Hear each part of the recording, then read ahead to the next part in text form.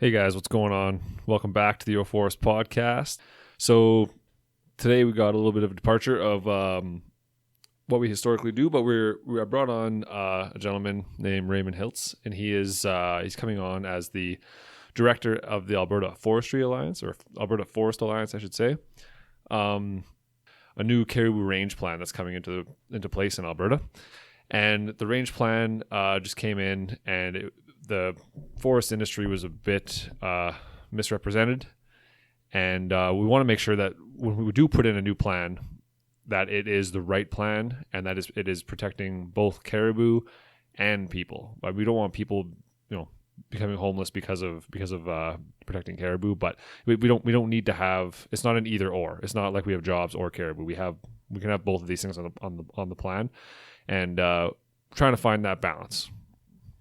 And it exists. So Raymond came on, and we talked very in depth about some of the policies that are coming into play, some of the things that are at stake, some of the reasons why this plan is not the right plan, and we can get the right plan. We just need to sit down and discuss what that might be.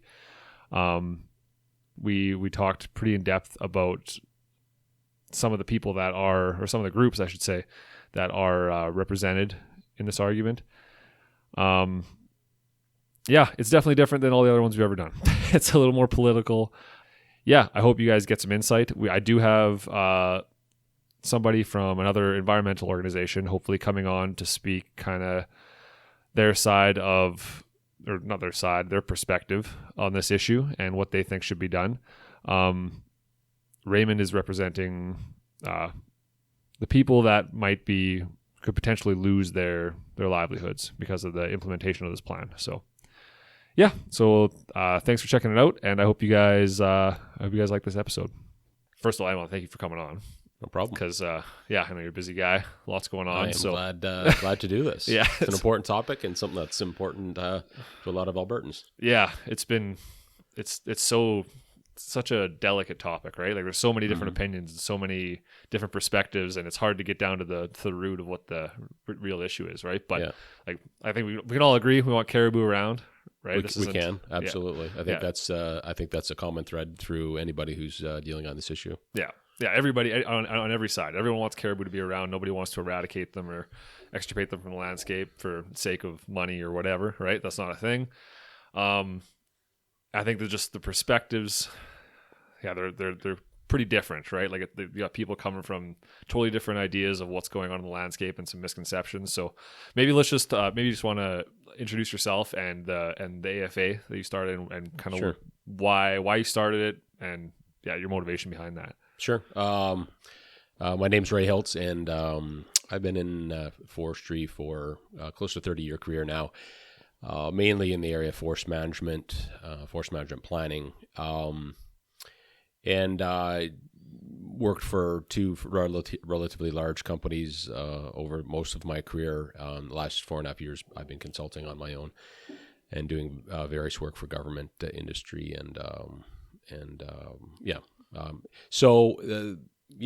Why did I start the Alberta Forest Alliance? Well, I've been watching this issue for a number of years, and it's ongoing. It's always been an issue. It's been absolutely. It's been on. Arguably, anybody who's close to this issue would say it's a 30-year-old issue, if not longer.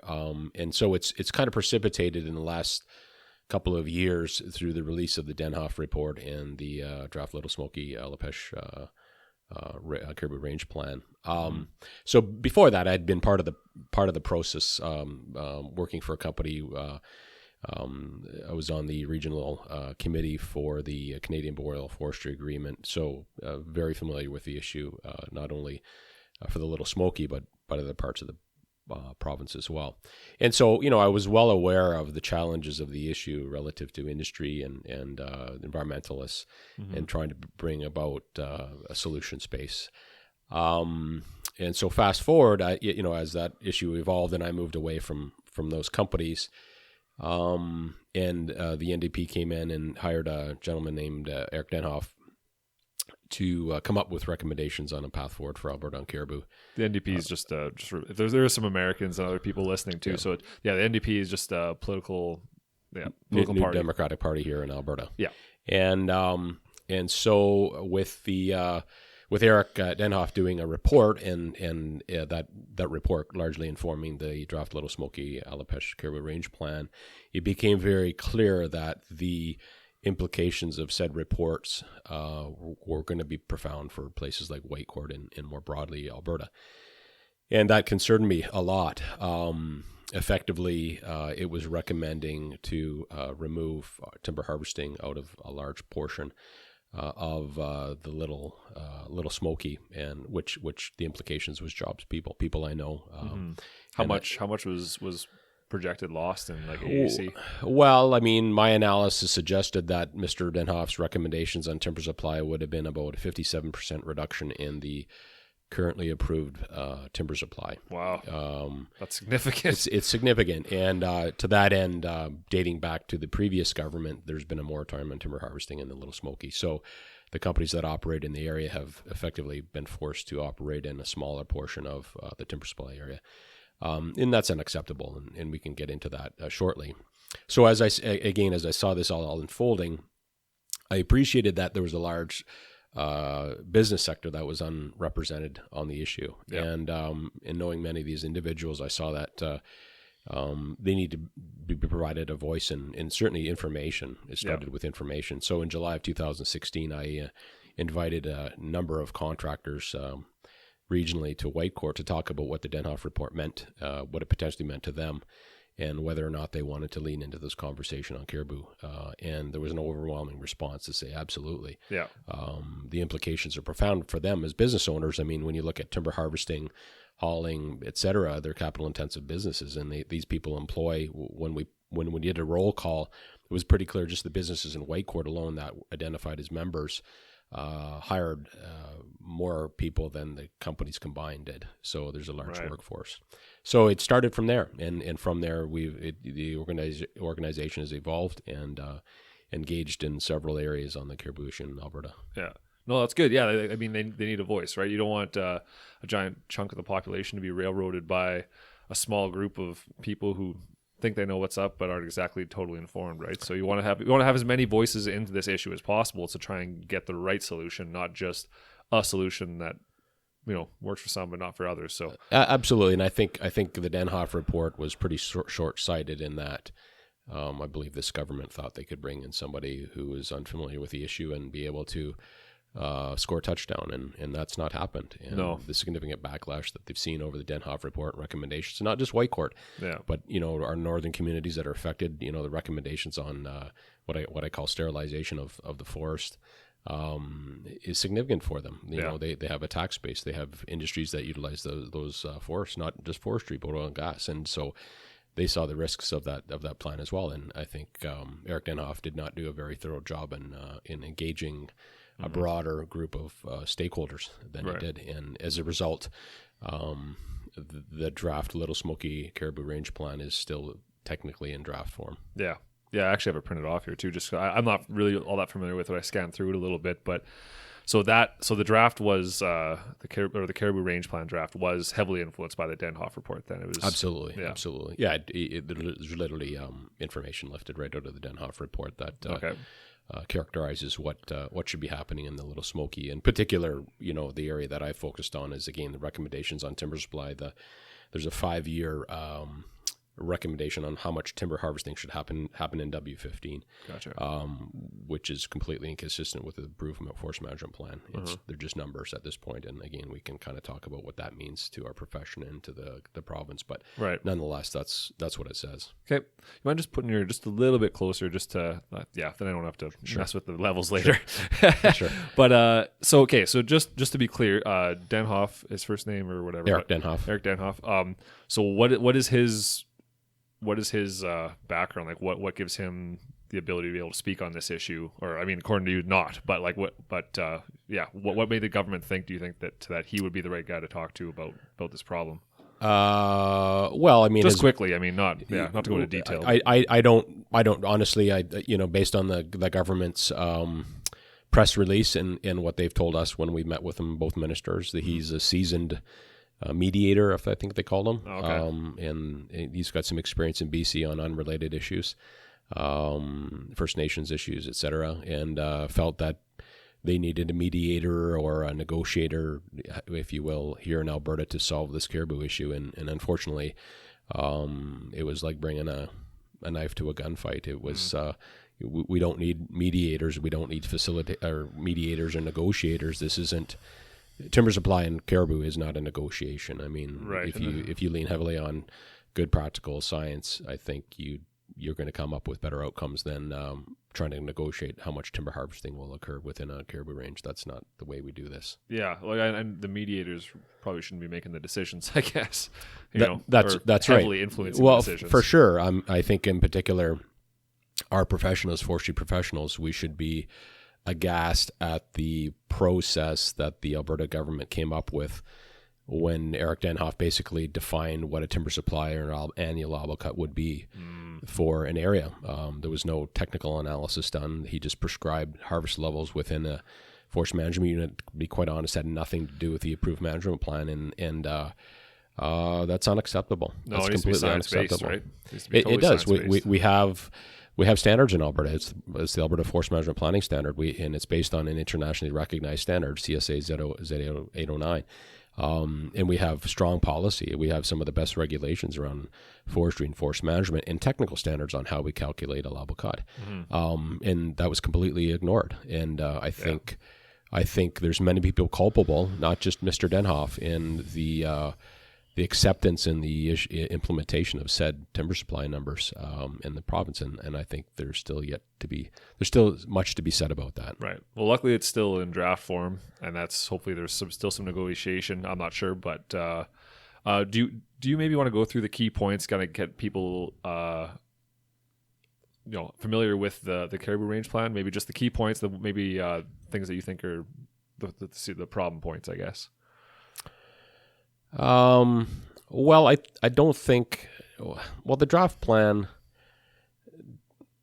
doesn't look like it really followed any kind of format, and it certainly didn't follow any of the recommendations the federal government's made in their guidance document around range planning. Oh, okay. Again, the draft range plan was kind of a shoot, aim, fire kind of thing. Okay. It attempted to again corral some ideas around caribou, and I won't excuse them all. Right. I think we need to continue to improve our scientific knowledge on the topic. So there was recommendations there, but like the penning example, I mean, I think the NDP government is just grasping at trying to come up with a myriad of strategies that will pacify the federal government, and effectively, I don't think they're going to do anything for caribou. I think they're just going to try to check a box and move on from there, and that's not going to work. I mean, Right. The federal government's, I think, a little wiser than that, and I think they've said that as much, that the draft plan needs some serious revisions. Yeah. We've asked the federal government for what those revisions said. They've not shared those with us through the AFA. Nonetheless, that's occurred. There's much dialogue that's occurred between the province and the federal government, and now we have a past deadline where the range planning isn't complete, and there's much to be done yet. Right. Okay. So you said they wanted.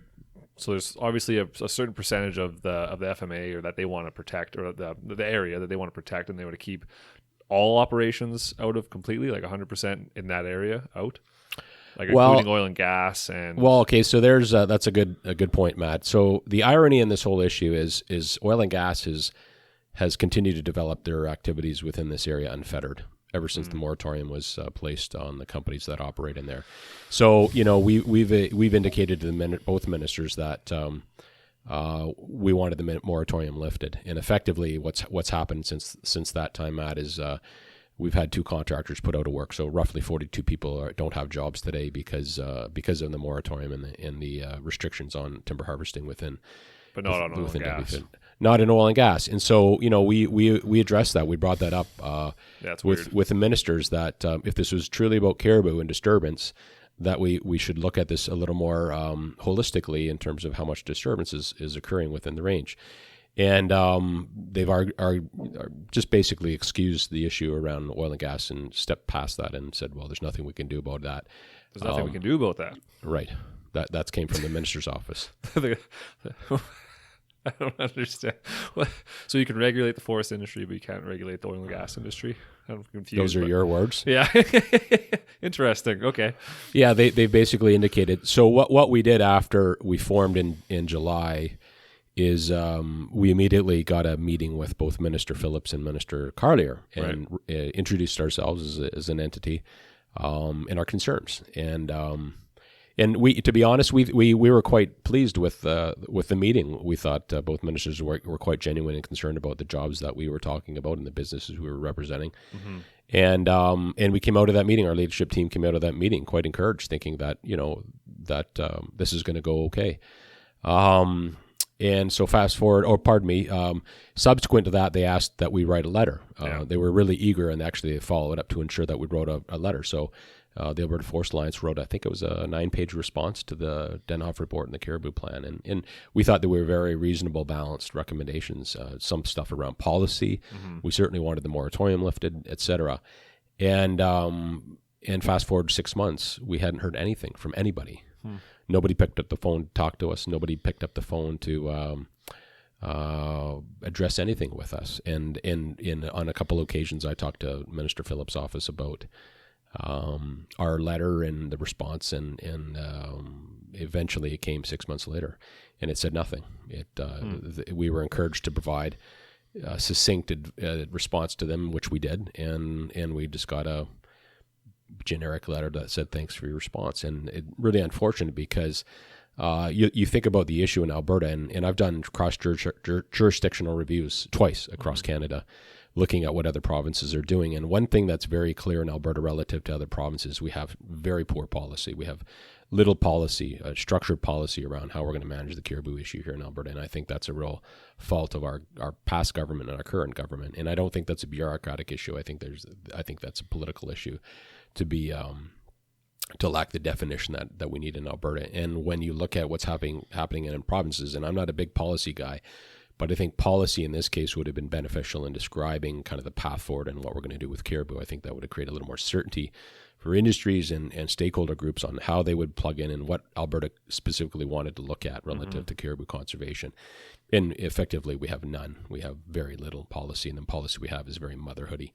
And when I look at Ontario and I look at Saskatchewan in particular, they've been a brilliant job, those people there. I talked to them way back after the federal strategy had come out in 2013, I think it was, and they had very little. They're not I would say as advanced as Alberta in terms of data and information about ranges. And since then, they've done a brilliant job of putting together strong policy and gaps in information they have. And I think the federal government's been quite pleased on the progress they've made, even though they're arguably behind the 8 ball in terms of data and information to Alberta. I think they're way ahead of Alberta in terms of policy and a path forward. Really? Okay. Absolutely. And I think they've been much more open with their industry and participation of the caribou range planning process. So hats off to those folks there. That's interesting. That's good. Well, it's hopefully we can catch up to them and get the same kind of policies here and get the same kind of activities here. Because we want, so something I was confused that we get into the details of kind of caribou management. When I had Gilbert Proulx on, we were talking about habitat a lot, and he really was putting down like habitat needs to be protected, habitat. But he also pointed out that the habitat the caribou are using are not merchantable stands. They're not stands that we're going to be harvesting anyways.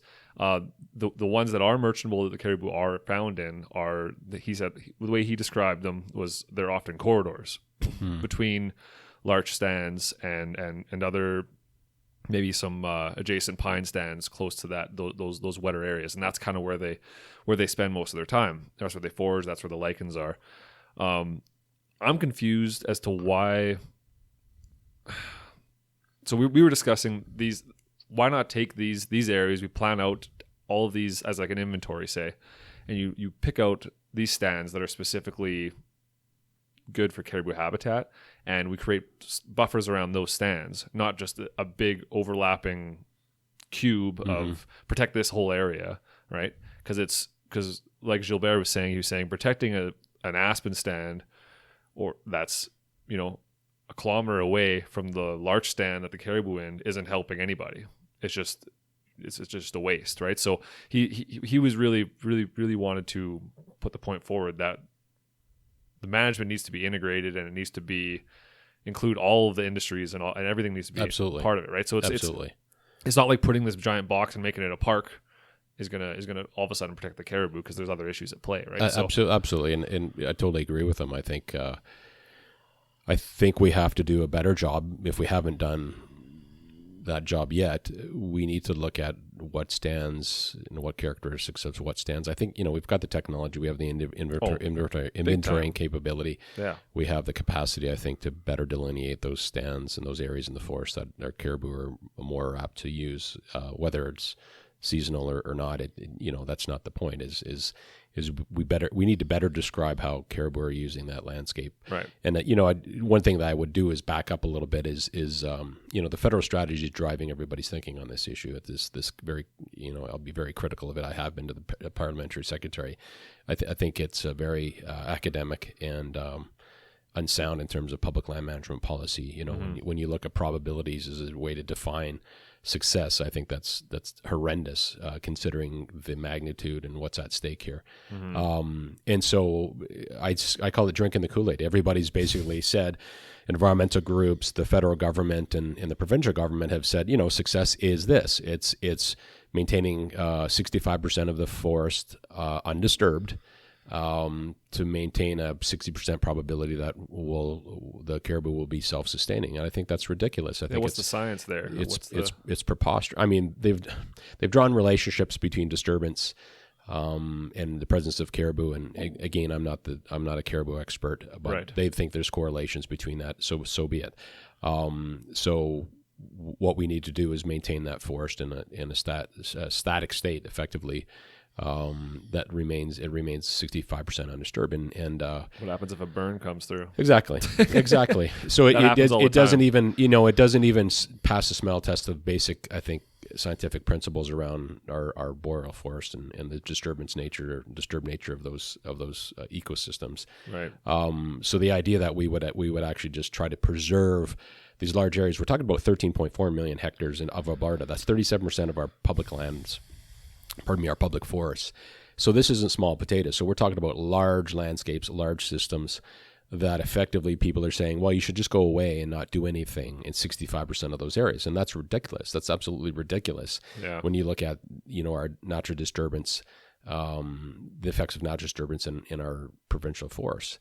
And so I think we've got to step back from the point of that being success, and we have to start thinking about a different way to define success. And this isn't, I know the environmentalists would see that as a cop-out, but it's not. There's different ways to define success relative to caribou and managing caribou.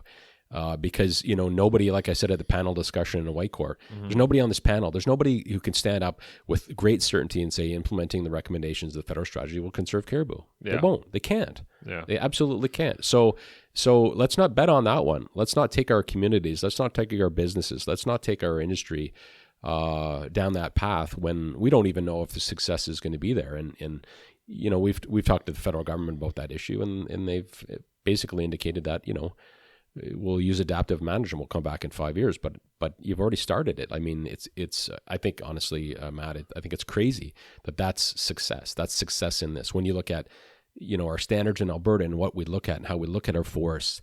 We don't look at one indicator, which is caribou, and we don't look at disturbance. Yeah.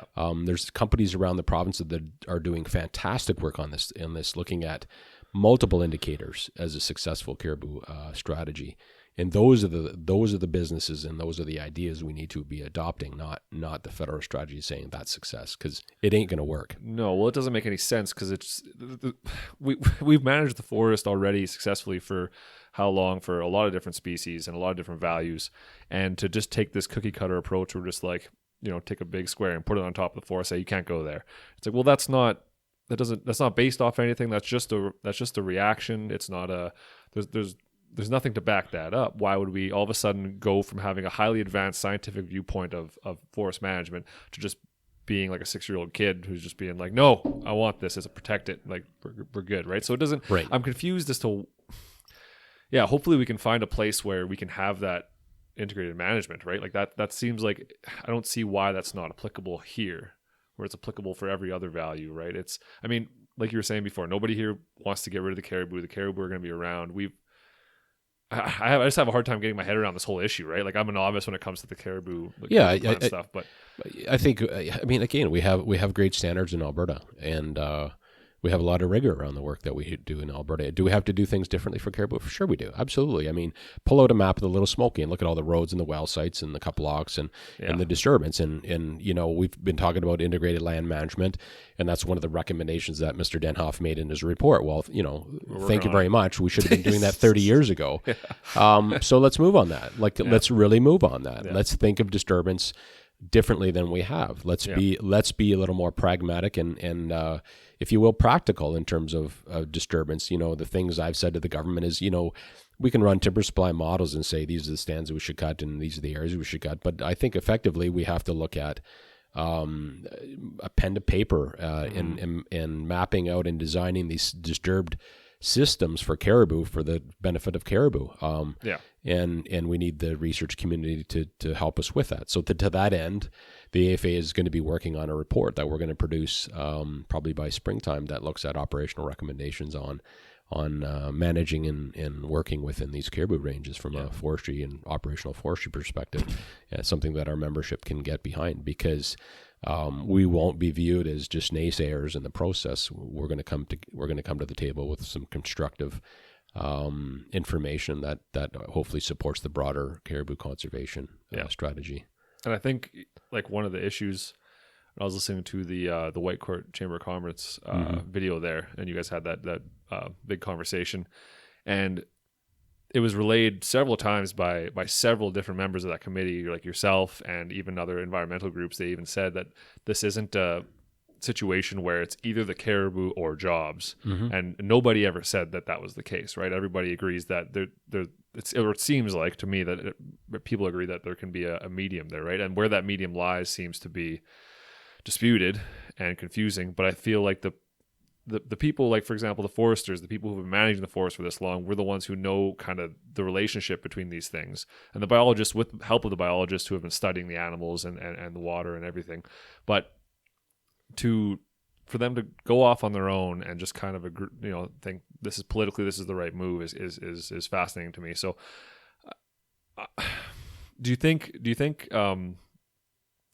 there needs to be, do you think that we can get a forest management agreement that will allow for the same amount of annual allowable cut that is currently available, only the spatial harvesting sequence is moved in a way where it's protecting maybe some of that traditional caribou habitat? Or do you think that the annual allowable cut needs to be dropped back a little bit? Obviously 57% seems like a crazy amount. I don't think that makes any sense at all, but do you think it's possible to do that and still have a sustainable forest?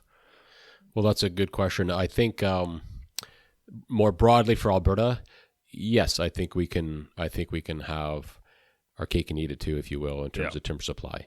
Will we have range specific variations on that? Probably, right? I mean, everyone's going to be different. Every range has a different level of disturbance, and so if we conclude that disturbance is bad relative for caribou, and when I say disturbance, we're talking a footprint where we have young cut blocks and lots of oil and gas activity where you don't really have any productive land contributing, then that might look a little bit different.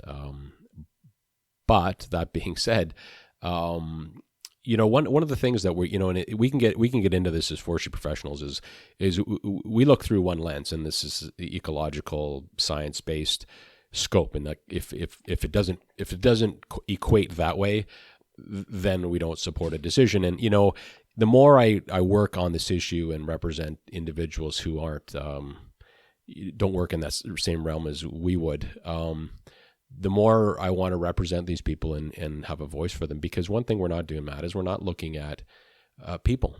We're not looking at people in this issue. And I know maybe it sounds like a cliche to your listeners, but we have to look at people. Like we've lost this filter of the social element of, and I'm not talking just economic, I'm talking social. I mean, I've met many people now around the provinces that depend on, and I'm not talking industry people, I'm talking people who just depend on a job through a secondary business, And what do we do with these people? What do I tell the guy in Lacrete? What do I tell the guy in Manning? What do we tell the guy in High Level? What do we tell the guy in Grand Prairie and Whitecourt? Yeah. Like, we picked winners and losers, and you're going to be on the losing end. I think it's really ironic that the environmental groups who are based in Toronto and Washington and Vancouver and Calgary and Edmonton have a really strong opinion on something that effectively won't impact them. They're conveniently a long ways away.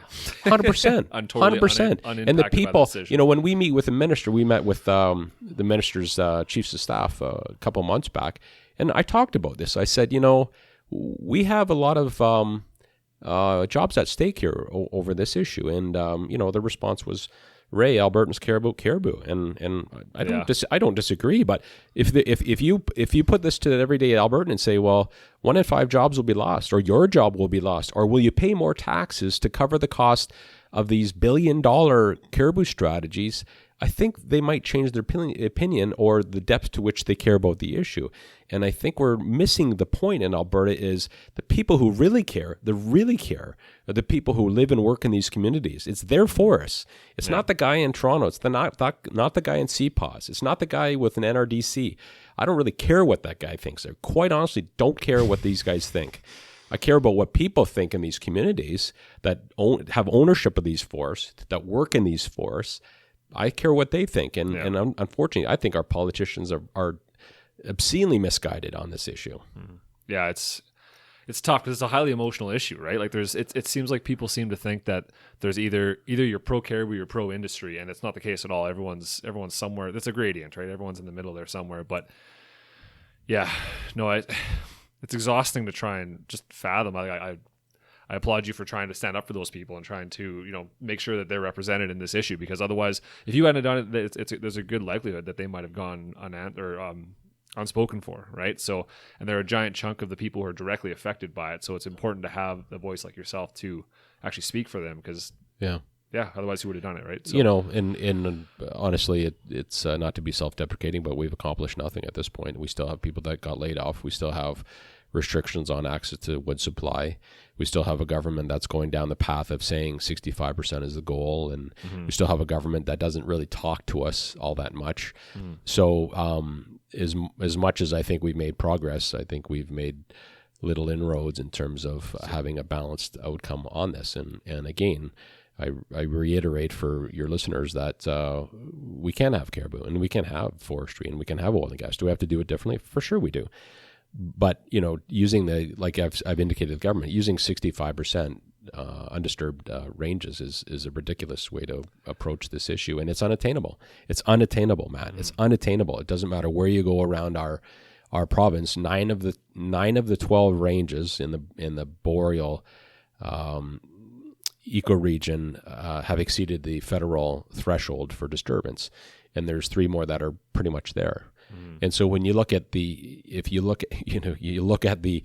outcome here, we're starting way behind, the starting line on this issue. So how do we define success when we fundamentally failed at year 0 already?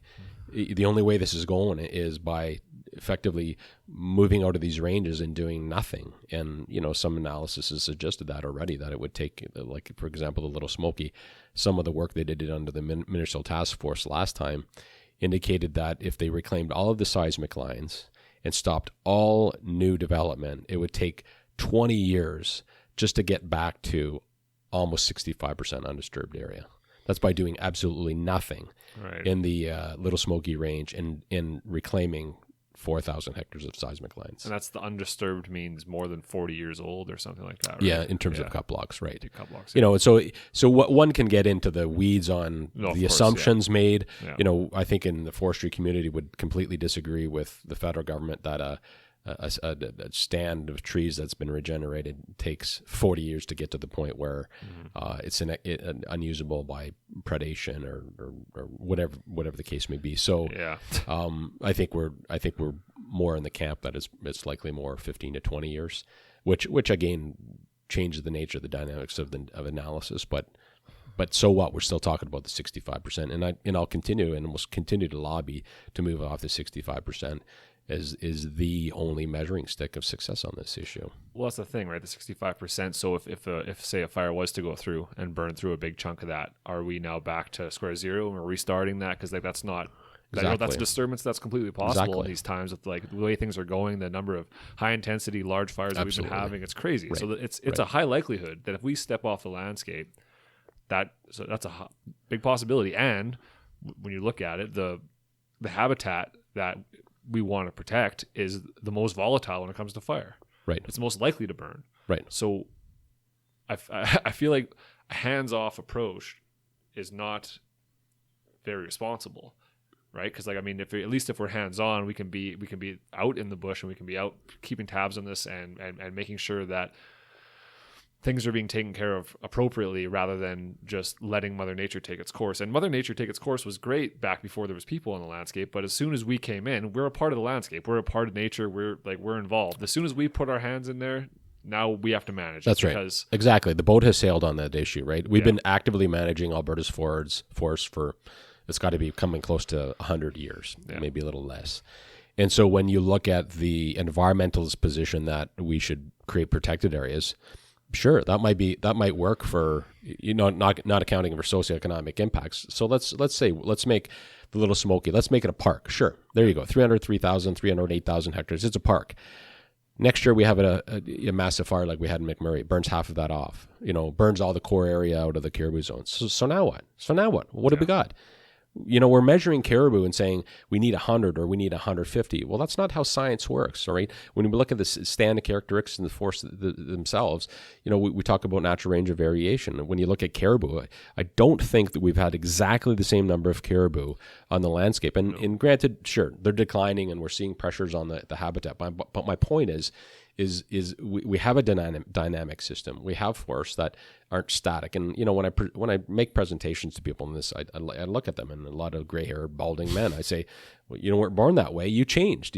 People are dynamic. You're a living organism. Forests are living organisms. Yeah. Both on a plant basis and an ecosystem and a forest basis. So they evolve. They change over time. So the idea that we can actually just create a protected area and hope to heck this thing goes well for caribou over long periods of time is ridiculous. Yeah. And any forestry professional who works in that knows that that's a ridiculous concept to approach on this issue. Yeah. So let's stop talking like that. Let's stop accepting that as a point of negotiation or a point of discussion with colleagues in the federal government or the environmental community for that matter. Mm-hmm. Honestly, I think many of these people don't know enough to know enough. That's not how we should be approaching the issue. Well, and the caribou, the woodland caribou, boreal woodland caribou, are a super delicate species as it is, based off of what they do eat and where their habitat is. And this was another issue that Gilbert brought up last time, was we're claiming that I forget what the numbers are exactly. Let's say the Little Smoky herd needs to be 100 to be sustainable. We'll say that's what they're claiming, right? Mm-hmm. And we're at 65 or something like that. But we don't know where they got those numbers from. And Gilbert's point was that when you look back at the settlers at the beginning of, when we first started moving into Alberta and stuff, they never reported that there was ever that many caribou. He's like, there's no evidence to suggest that we have the habitat to sustain a larger population. Then, there's no way that the Little Smoky's ever going to be 1,000. He's like, it's not going to happen. It's just we don't have the habitat for that. Right. And to pretend that we do is just, it's unresponsible. It's irresponsible, right? It just doesn't make any sense.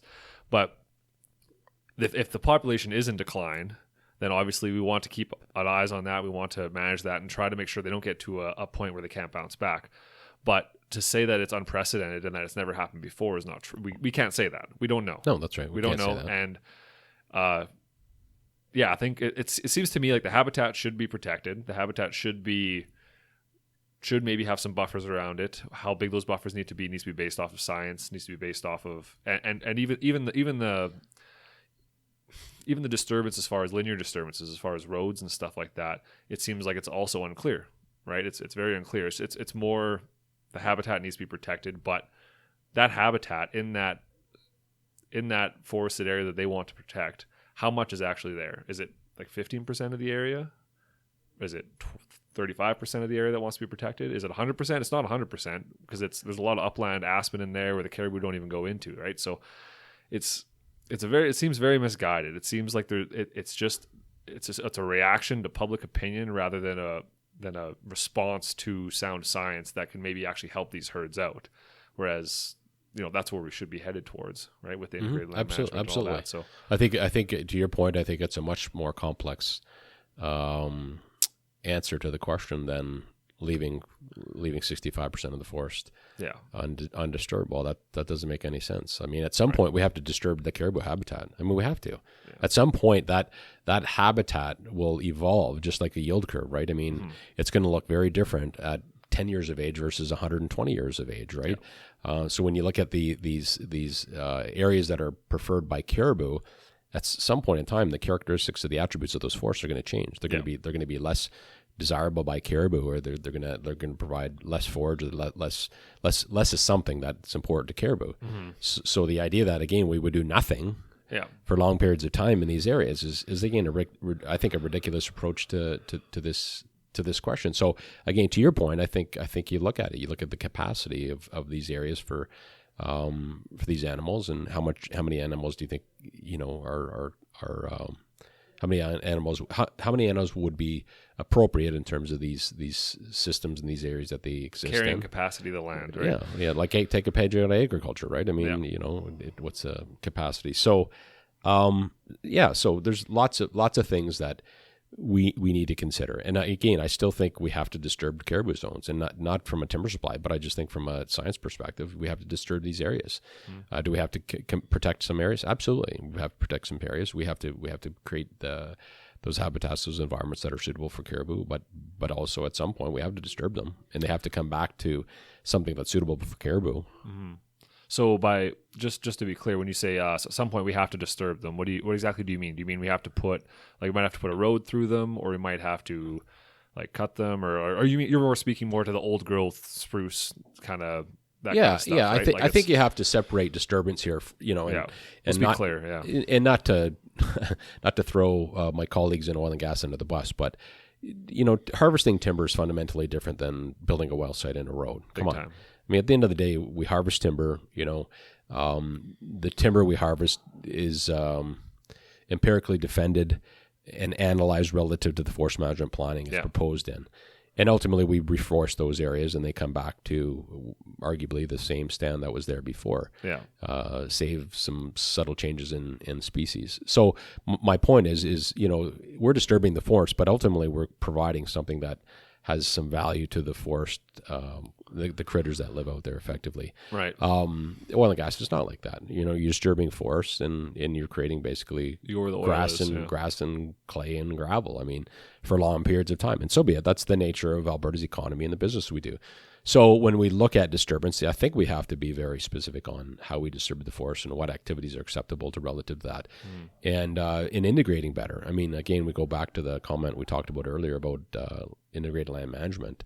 Absolutely. And I would even argue that we have to create some independence and almost create an independent entity that looks after the broader disturbance regime that should be happening in these areas. I mean, in the past, when you look at how industries worked, and I've been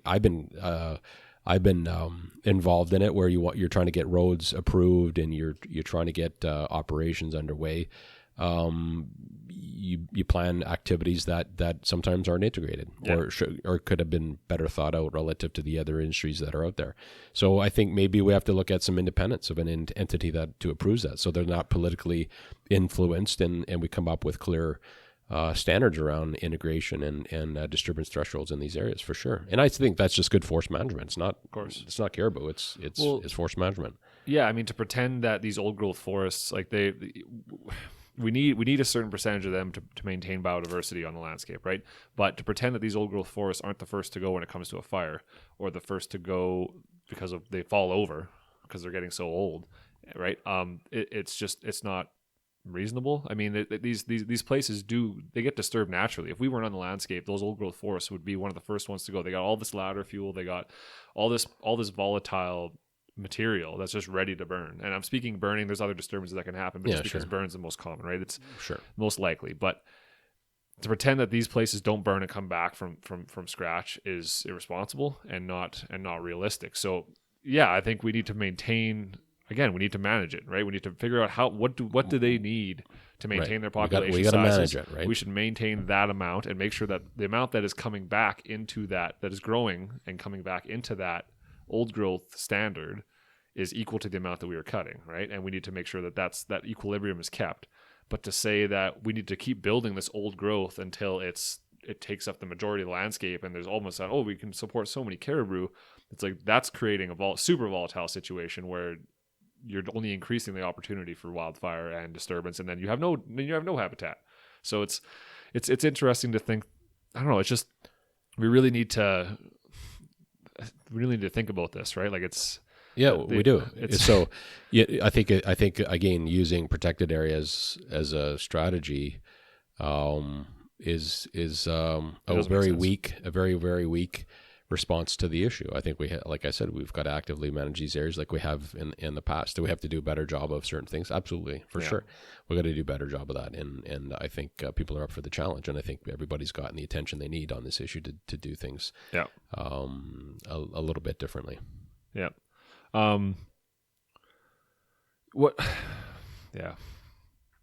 We've gone through a lot of questions here, and I know it's kind of like maybe to some people might be like beating a dead horse, repeating ourselves, and I'm trying to make sure that everyone understands exactly the issues at play and exactly what we're talking about. But what would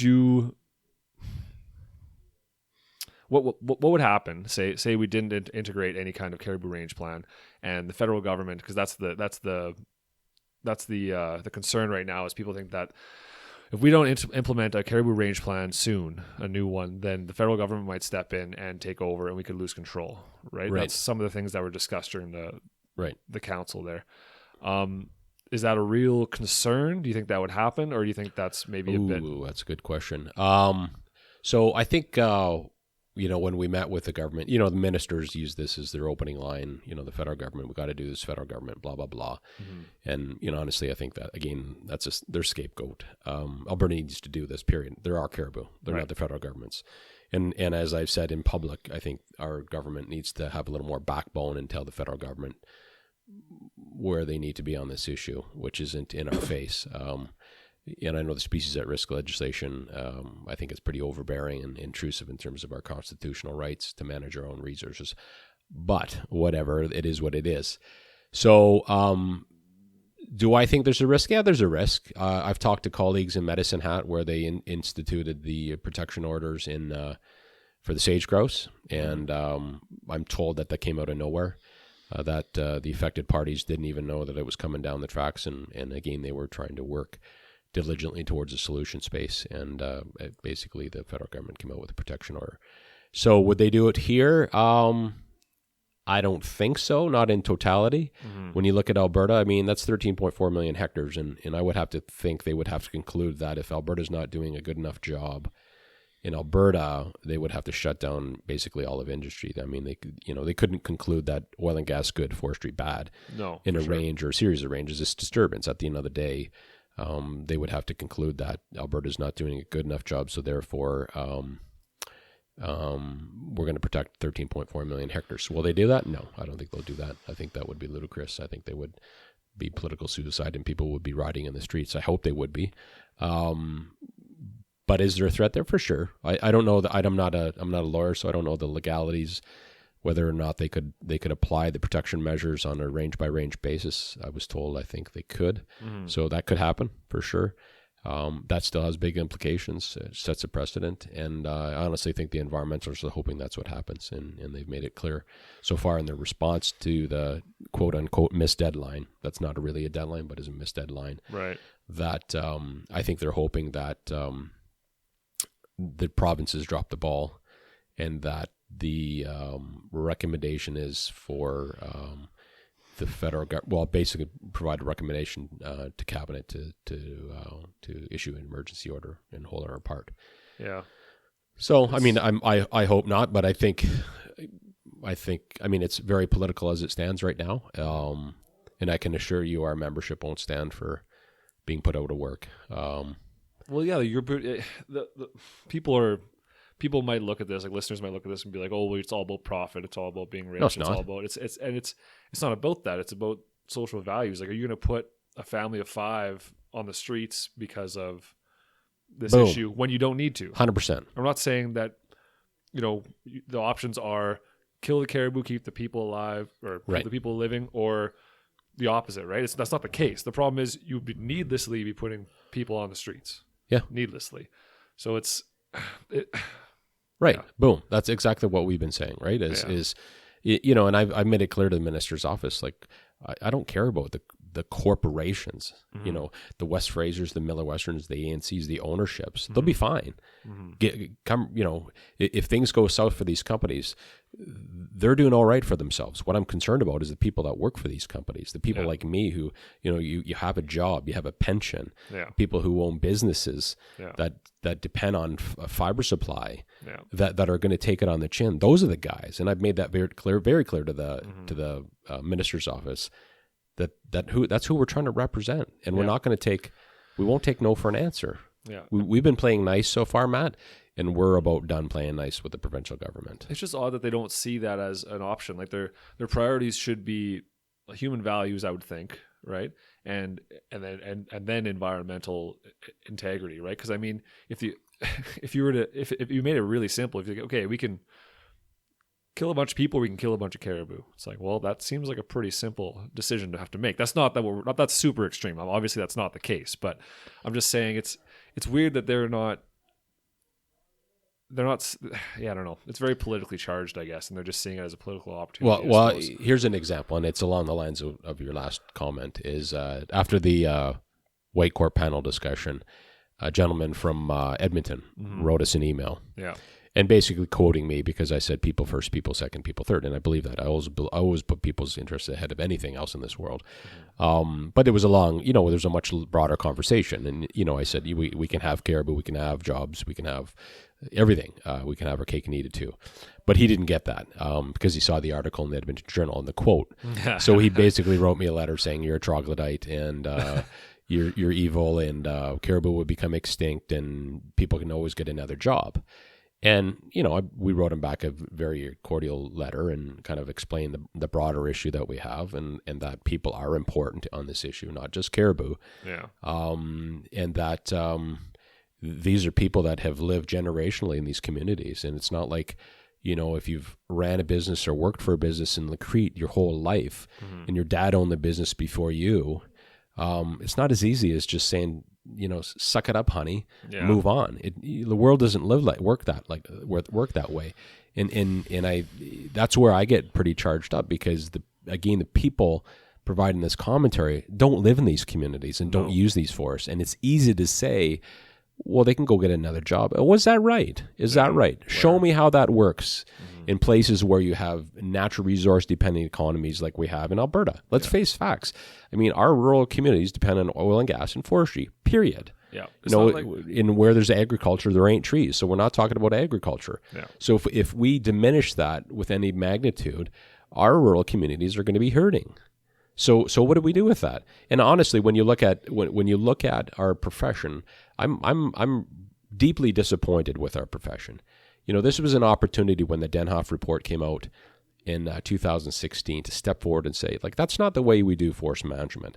We don't hire some guy from BC who dictates timber supply numbers and broad assumptions that has no idea what he's talking about. That was an opportunity for our profession to step up and go, you know what? The Denhoff report doesn't follow current, forestry principles and practices. We've got an issue with this as a profession. And this isn't about government. This is about a profession that should have stepped up and should still step up and represent our profession. Because as I've said to colleagues, the way this is going, all we have is our profession right now. Do you think it went under the radar, that report? Do you think a lot of people didn't notice it, or what do you think happened there? I think that's fair, maybe broad membership, but I can tell you right now, leadership in our provincial association have dropped the ball. Really? Okay. 100%. That's unfortunate. That's too bad to hear. Because I always took Alberta for a leading province when it comes to the forest management and stewards of the landscape, right? So it's unfortunate to hear something like that. It's upsetting, actually. Yeah. Well, I'll answer your question with kind of like a question.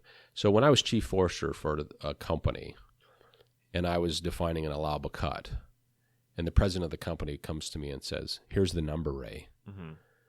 And I say, okay, but we're not really following any standard. Mm-hmm. And that's not really, professional of me to do that. And he says, well, that's the number, Ray. And I say, okay, I'm a good company man. And I follow through on that number and go to all my staff and say, there's the number, follow it. And they say, well, where's the supporting analysis, Ray, for that? And I say, don't worry about it. Does that sound right to you? No, of course not. Right. So, but which is not what we do. So let's turn the tables, and I think you can look squarely at the Denhoff report and the numbers in that, and that's exactly what happened. That's scary. Right. Yeah. So clearly, this government has established, as have a broader membership, put it that way, indicated it's okay for somebody who doesn't know anything about forest management planning or timber supply to come in and dictate basically an allowable cut number. And forcing companies to follow that number, even though it doesn't follow with timber supply. The stands don't follow the approved sequence. It doesn't follow any of the guidance in the approved management plan. And we're all okay with that. Yeah. No, we that's screwed up. Yeah, that's not the way we do forest management. And we're doing forest management for sustainability. We're doing it for 100%. infinitum, right? We want the forest to be around. We want the forest. It's our forests, it's the public forest. We're stewards of the landscape. We're taking care of the forest for the public. That's our job. That's what we do. And in order to do that, we have to get income somehow. The income comes from lumber. And lumber is realistically, it's the only sustainable building resource we have on the planet. So I think we do a really good job here, and we could do better. And as far as Caribou is concerned, it seems like you were saying before, you yourself said that it needs to be, we need to change some things.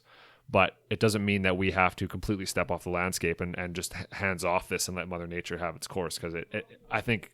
Well, it's not going to conserve caribou. Yeah, it's not going to work. It's not going to work. It's needless, right? We know that. As a profession, we do this this is our bread and butter. Yeah. And this is what frustrates me with our profession is we haven't stepped forward. This is our bread and butter, folks. Mm-hmm. We should be stepping forward going, no. That's not how we're going to solve this problem. We're not going to solve this problem by walking away and doing nothing in these areas or coming up with a largely undisturbed landscape and saying, oh, we should be okay. That's ridiculous. That's absolutely ridiculous to think that's going to conserve caribou. And our profession could step forward and said, no, that's actually not the recommendation here on this. And we're going to put our necks out here in maybe politically unpalatable territory and say the Denhoff report, the recommendations, the draft plan, etc., are unacceptable in terms of proper forest management. We have standards. There's a path forward on this issue. Is it going to answer every single question? No, but it's going to answer a lot of the questions. Yeah. And so let's use that process that has been proven to be successful in the past. Yeah, it's yeah. No, it's rough that we weren't consulted, right? Because I think the forest industry as a whole, we're very quiet about what we do. It seems like, right? Like there's not a lot of absolutely right. There's not a lot of uproar. Nobody really knows. Like people, when I tell people I'm a forester, they think, oh, you're a lumberjack or you're a forest ranger, right? Like it's stand like in a tower somewhere. Yeah, that's pretty basically all they think, and there's really no education out there whatsoever. And I think if more people knew what we did, they'd be more supportive of us. And I think there'd be way more people trying to do it because it's an awesome job, and we get an opportunity to protect things that are important to us and provide a valuable economic incentive, right? Like there's a lot of good being done, but it's unfortunate that as an industry we're very reserved when it comes to speaking out. We don't want anyone to pay attention to us. We just want just leave us alone. Let us do our thing. We won't make a big stink, and it's all good. But I think unfortunately we need to start making a big stink because there's a lot at stake. And I'll just politely correct you. Not as an industry, as a profession. Yeah. As a profession, we have a responsibility to represent for sure proper forest management. Yeah, 100% we do. Anybody who works in this business and is a registered professional has a responsibility to represent the profession first and foremost. And when you look at our regulations, our act, one of the first things is we're required to represent the interests of Albertans. Exactly. And are we doing that? Have we done that on this issue? Mm-hmm. And I would suggest no, we have not done that. We have done that woefully. Yeah. It's going to be it's a wild issue. It's going to be interesting. I've got like I was telling you before, I have a member from another NGO hopefully coming on kind of from the opposite perspective, and they haven't confirmed yet, but hopefully they come on and they can kind of give their side of the issue, and I hope we can have a full objective view of this whole thing, right? So no one feels like we're trying to push one way or the other. We're just trying to get all the information out there so people can make educated decisions, and we can move in the right direction rather than just a reactionary direction, right? Right. So, right. And I think the environmental community is very clear on what they want to accomplish in this. They don't care about people or Albertans. They don't care about jobs. They don't. I mean, when you go look at CPAWS's website, I mean, I've reached out to, by the way, CPAWS, their corporate entity in out east. I've reached out to Greenpeace. I've spoken with NRDC, the Natural Resource Defense Council, who has stepped into the fray on this issue too. And we're going to fully engage. And I've talked to NRDC. We had a very cordial and if almost friendly conversation about the interests of our organization and the importance of this issue. I think Greenpeace and CPAWS are cowardly in terms of they haven't responded to my phone call. But I don't expect they really care about Albertans, and I really don't think they care about outcomes here other than, protecting 50% of our boreal forests. I mean, you look on their website, that's their mandate.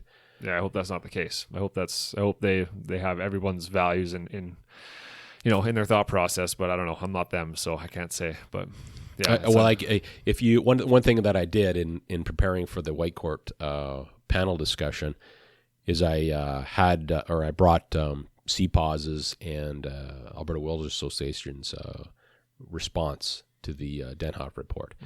And they both emphasized the importance of restricting timber harvesting in its totality from the zone, eliminating new mineral rights, and quite laughably, I forget who, I think it was AWA, indicated that for the jobs that might be lost, we would have people do maintenance on windmills and install solar panels.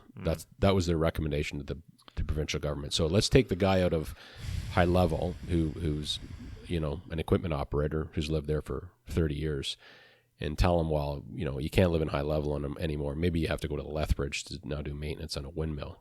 Like we need real people with real answers here, not ridiculous answers. No, when you look at the grand scheme of things, sure, when technology moves forward, people say the technology removes jobs, but it creates new ones, right? And that's true. That does happen. That is the case. But we're not talking about technology here. We're talking about a management strategy that is completely changing the landscape and it doesn't make any sense. So it's not like by doing this, we will be creating new jobs. If new jobs are created, it's completely unrelated. So and like you said, you're not going to move from one side of the province to 3,000 kilometers away on the other side of the province to try and get a job. It's just not. Who's going to do that? So and as a government, we shouldn't be putting in policies in place that disrupt the lives of Albertans like that. We're not talking about one job here. We're talking about thousands of jobs at stake here, and people might downplay that, but that's not true. There's substantial. A substantial number of jobs at stake here, and needlessly at stake as far as we can tell. It seems like the forest can be managed sustainably. We can still harvest timber. We can still protect the caribou. We can protect the headwaters. We can protect all of these things as long as we are active and we are doing this interactively rather than just hands off. It's unfortunate, but so some of the things that we're going to do at the Alberta Forest Alliance in the coming months is. I'm going to do a report on the timber supply in Alberta. So I'm going to break down where our timber supply is currently going relative to mountain pine beetle and the surge cuts we saw in the 2000s. And then I will bookend kind of what the impacts of the Caribou Range Plan might be having on our timber supply, so people have some context, right? I mean, again, a lot of this might be viewed as conjecture and fear mongering. So I think it's very constructive to put together a report that would kind of characterize where our wood supply would be going in the province with the effects of that. The other thing we'll do is we're going to characterize, at least summarize or inventory all the mineral rights. Like when you look at, say, the Little Smokies, an example, I think the range is around 303 or 308,000 hectares. There's over 548,000 hectares of undeveloped mineral rights in that area. So it's a lot of... That's a lot of mineral rights, undeveloped and redundant mineral rights too, right? Different zones. So so there's a lot at stake here, and that's just the Little Smoky. I've got the data for all of the ranges, so we're going to summarize that. So again, Albertans understand that even mineral rights are at risk. You can't conclude, Matt, that mineral rights surface disturbance is not going to place those mineral rights at risk. Yeah, and I think perhaps CAP has been, maybe reluctant or maybe ill-informed to think that you couldn't conclude in a recommendation around an effective caribou range plan that all disturbance collectively will be impacted. And that includes if you're building a well site or a road or you want to put a cup block in the middle of the thing. Yeah, so we need to be clear on what's going on, what the plan is, and we need to talk. I don't understand why every party included we can't sit down and talk and figure this one out without emotions flying and without people pointing fingers, right? Like it's got to be. It's unfortunate that there's always emotion involved in all these issues, right? It can't just be a well, we want it, like these are the values we want to protect. How do we go about doing this? And we all work together to figure that out. And right? You have a principled conversation at the beginning, and we said that to the minister. You need to get into a room with like-minded people, and with all due respect to my colleagues in the environmental community, they shouldn't be at the table. They're not coming to the table with a balanced approach, and I kid with people, but it's like bringing your mistress into marriage counseling. She doesn't want the same thing as what you and your wife want. Yeah. And when you bring the environmental community in a constructive conversation about managing caribou, managing jobs in a real way, big boy stuff, right? not academic or not foolish stuff. They shouldn't be at the table because they don't want the same thing that Albertans want. And I get sick and tired of listening to government officials and politicians tell me that Albertans care about the issue. And what I would suggest is they're talking about the environmental community, because everybody I talk to, Matt, everybody, and I've talked to thousands of people now on this issue that are vested in this, municipalities, companies, businesses, the average Joe, they're concerned, but they're not concerned about the caribou. So at the end of the day, we need a principled conversation. So when we come to the table, we say, okay, one of the principles is we're going to honor timber supply rights of companies. The next principle is we're going to honor the jobs that are in place. The other principle is we're going to conserve caribou, but we maybe have to define success a little differently. Yada, yada, yada. I mean, we go through and we have that fundamental principled conversation. So you can set the table to have a much broader conversation about caribou. But nobody has done that. Literally nobody has done that in this province vis-a-vis the governments of Canada in Alberta and everybody else who's affected. Yeah. Like I've went around, Matt, and talked to chambers of commerce. I've talked to municipal people. I've talked to other businesses. I've talked to contractors. And when I explain the nature of the issue in front of us, they're flabbergasted. They can't believe the magnitude of what this issue will bring to the table for Alberta. Yeah. And so when I talk to them, they want a solution space. I mean, they want a solution space relative to keeping their business, keeping their job, keeping their community healthy. And they want caribou too. I mean, nobody has said, "Oh, I don't care about caribou." That's not true. Yeah, I think like what you were saying about they shouldn't be at the table. Like I think they should be at the table even if it's just to get their perspective, right? Because I think the assumption from the public perspective is that people think that the environmental groups know what's up, that they're the ones who have the information, they're the ones who do the studies, they're the one, and some of that is true, but they're also, you have to remember, they're one perspective, and all perspectives have to be valued and looked at. It can't just be, well, the environmental groups, they must know what's up. They're pro-environment. Like, let's listen to them. It's like, yes, but they also have other incentives, and they have other points of issue. And a good policy would be a balanced policy. Would be and it would be a well thought out policy, not just environment first. It should be the environment's important. No one is saying that we should destroy the environment to get profit and then walk away. That's not what this is at all. And people that think they might see that from industry or from the professional, right? People think that they're misguided. They don't know. I think the environmental groups need to be at the table just to get their perspective, so we can try and get a balanced perspective. But it's so you tell me, what's the perspective you're wanting to get? I just mean that I think. Do you think they're going to add value relative to caribou conservation and expertise that we don't already have federally or provincially, or to be, for that matter, in industry? And I'm playing devil's advocate with you. For sure, of course. No, that's what this is. So what do you think they bring to the table, other than an opposing view on X, whatever that is? And we're not just talking caribou, we're talking anything the environmental movement goes after. It's a polarizing view of something. It's not just a tempered, right? That's what I'm getting at. Is I get if they came to the table and said, jobs are important to us, and they provide recommendations of, here's a solution space that preserves jobs and preserves our communities, and we live there, and we feel sanctioned to be part of this conversation, giddy up. Let them be part of it. But if you come to the table and all you bring to the table is industry's bad, logging's bad, oil and gas is bad, and what we need to do is protect it. The 13.4 million hectares, that's the solution. Protect it. And if you don't protect it, we're going to sue you because we can. That's what CPAWS is doing. And I look at that and go, well, that's not advancing this issue for us. Right. I just don't see how that advances the issue. We don't need a group on the outside just saying, well, you just need to do what the federal government says to do. That's the solution, you guys. Well, it's not that easy, guys. No, the federal government's not necessarily right. They're just people, just like everybody's people, right? We're all people. Just because what the federal government says something doesn't mean it's necessarily the right thing to do. It's a one position point on something that could be done. Every one of them has said, follow the federal government strategy. Right. I can produce for you their official, whether it's blog or documentation saying, follow the federal strategy. And if you can't follow, like more recently, I can give you the link to it. A consortium of environmental groups, the Suzuki Foundation, CPAWS, Greenpeace, AWA, them all. They came out about 2 or 3 weeks ago after the October 5th deadline and indicated basically that the provinces need to comply with the disturbance requirements, and if they can't do that, then the federal government should consider implementing the emergency measures clause under SARA. That's what they said. That was their participation in it, saying if you don't comply with what we believe to be the solution space, which is the federal strategy, then you should just use the law. You have the law at your hands. Wow. Okay. Thank you.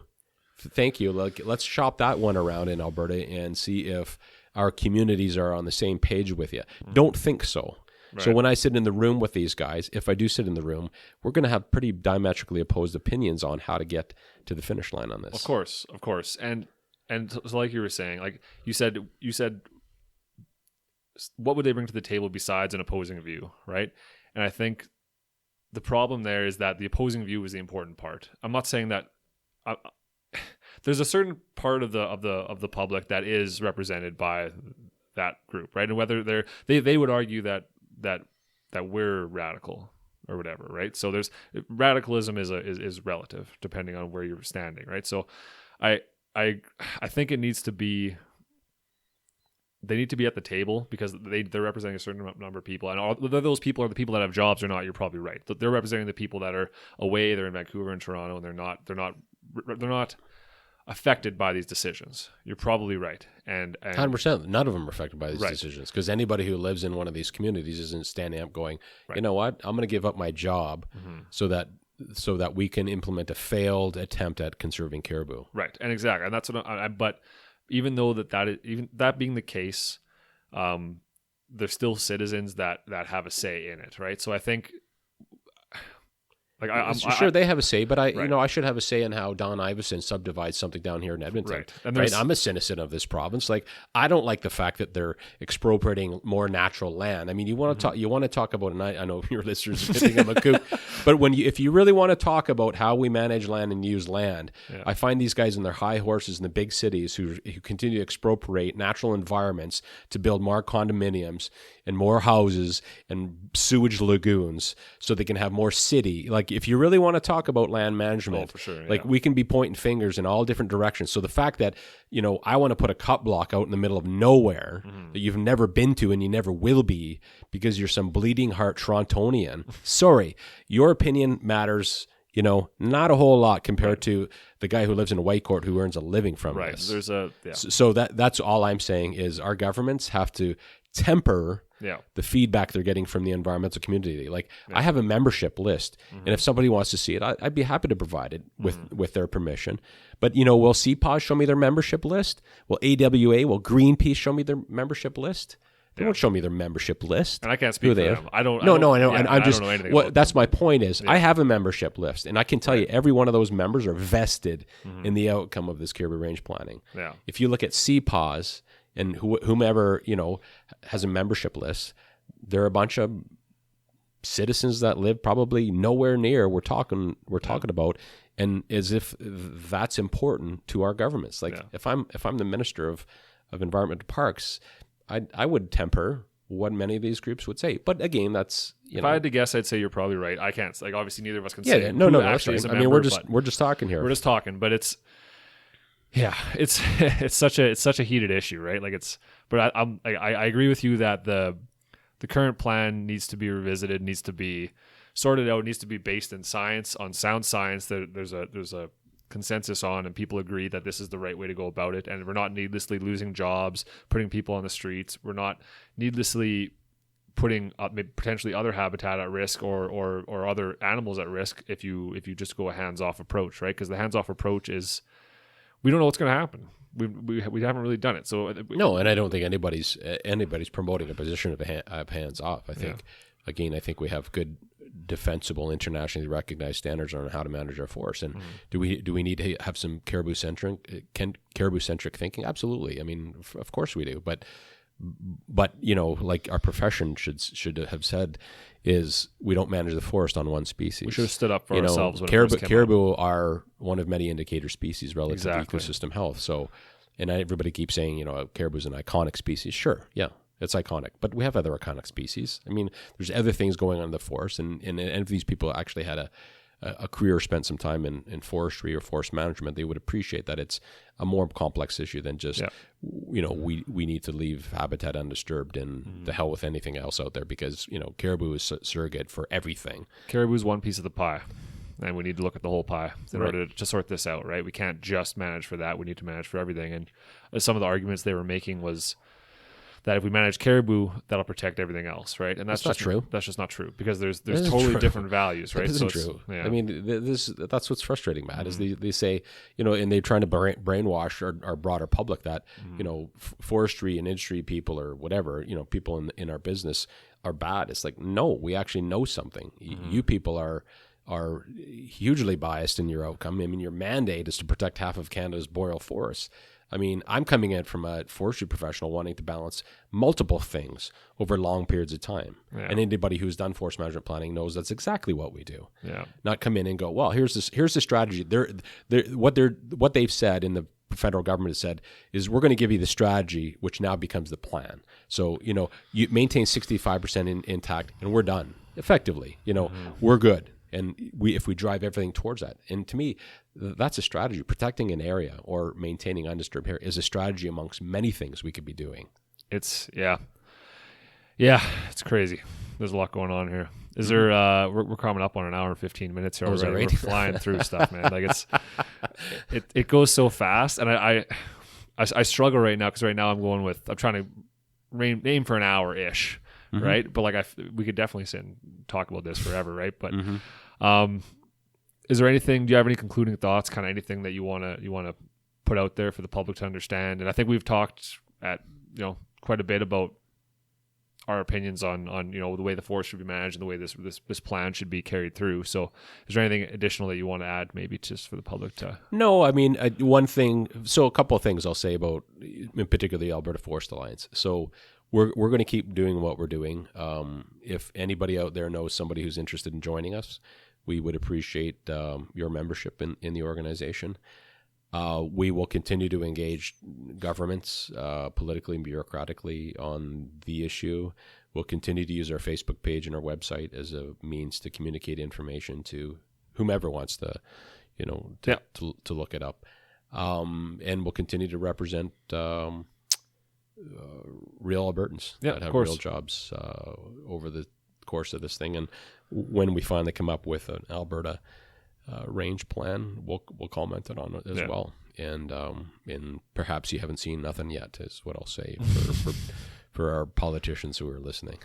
Well, it'll be interesting to see where this goes. Hopefully it ends up in a good plan that protects all of these values, including jobs and including the caribou and everything else in between. Mm-hmm. So hopefully we can come to that without having drastic measures, right? I don't think anybody's going to benefit from drastic overreaching measures that don't really, there's no science to really back them up in the appropriate way, right? So exactly. Hopefully we can figure this thing out without too many, bent skulls. Yeah.